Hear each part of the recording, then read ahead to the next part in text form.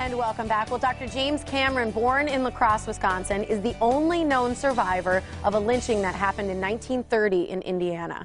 And this Saturday, in celebration of Black History Month, America's Black Holocaust Museum is hosting an event to celebrate the civil rights pioneer. The program, called Black Voices Matter, an evening of arts and culture, will dramatize the historic and enduring struggle against violence and the oppression of Black artists as well as writers. And here to tell us more about Dr. Cameron's legacy, the museum, and this event happening this Saturday is Tammy Belton-Davis and Marty Goebel. Great to see both of you. Thank you for having us. Thanks for being here. One of the things I didn't realize is I knew that he was the only survivor of a lynching which happened in 1930. Is that correct? That's correct. But he was also tried and convicted of being sort of like an accessory to murder in that lynching and spent 5 years in prison. Sure, and that is where the start of his memoir began.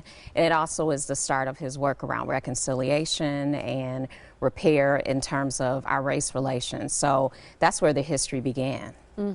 So when you do this event and you're going to kind of dramatize the event or the experience that he had, what exactly will people witness? So I think what people can expect, number one, as part of the production that evening, is an arts perspective around how Black voices matter in this community, in this world. It's an acknowledgement of the work that Dr. Cameron has done in our community.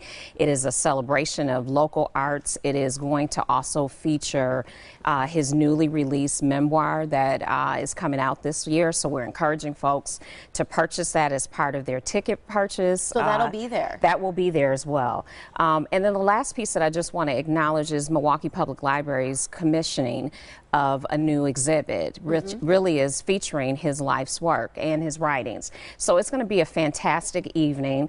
Marty is certainly one of the performers, and so she can talk more about that piece of the production, but we're encouraging the community to come out, support this work, support the life of Dr. Cameron, and experience great art, local art and theater. Yeah, Marty, what's your role in this event? Well, I'm going to be playing Ida B. Wells. And she did a lot of writing for newspaper articles throughout her life, just making sure that the public was aware of the lynchings that were happening and making sure that they stopped. She was just an incredibly brave woman.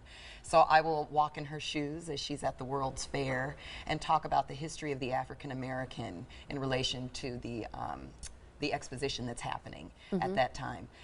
She's there having just worked with Frederick Douglass, and I know that the scene that Hansberry Sands is presenting is an underproduced, very rarely seen scene about what it was like for the African American family during the time when lynchings were really prevalent and commonplace. I mean, it's just, it's sad to think this is a part of our history, any sort of Holocaust or against any sort of person in our country. And it's just, I think it's one of those important things for people to talk about, for people to learn about, for people to know about, so that we always continue to move forward as people in our country. So kids coming to an event like this, is this something that you hope school-age kids attend and can talk about as well with their families? Sure, and I think one of the things that we've encouraged is middle school students. Certainly the subject matter for that evening is going, it's going to be a tough subject matter to discuss, but we're encouraging middle school students, high school students, college students to be a part of that evening, and as also a part of the experience as an audience talk back.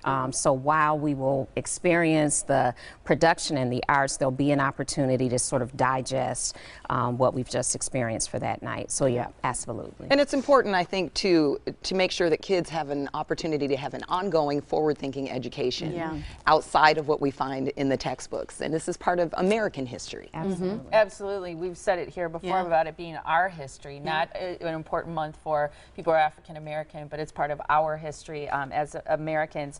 I know you're still looking for corporate as well as community support. What can people do to help in this effort? Absolutely. So we want them to go to abhmuseum.org. There's still an opportunity to be a community supporter. There's still an opportunity for corporate sponsorship for that evening. We're grateful for the sponsors that have been secured, but we encourage folks to go to the website. You can register their individual tickets, but you'll also have an opportunity to be a corporate supporter or community supporter. And you don't have to be in Milwaukee. No. You can purchase a gift for someone that's here. You can take the tickets and donate them back. If there's someone that is in need of those tickets, then, you know, that's a way to pass things on too, and support the whole thing. So the unveiling starts at 5 o'clock of the Yes. new exhibit, and then at 6 o'clock the program begins. Is it a seated program? Will you kind of stand and be walking around, or is this something that you'll sit and be able to see on more of a stage? So there's general seating at 6 o'clock. Folks can come in, so it's first come serve in terms of seating. And it's an event that is, again, going to offer and include performances from the local theater groups and then an audience talk back to conclude the show. It's great. It's great. Here's the information for America's Black Holocaust Museum Founders Day Gathering. It's going on this Saturday, the 27th at Centennial Hall, which is right on 8th Street. The 5 o'clock time is the unveiling of the new museum exhibit. Then 6 o'clock, the performance will begin. Here's where you can get tickets. Again, you can gift them, buy them for yourself, but be a part of this important piece of history. It's abhmuseum.org as well, and keep that conversation going. Thanks so much for being here, ladies. Thanks for having us. Thanks to both of you.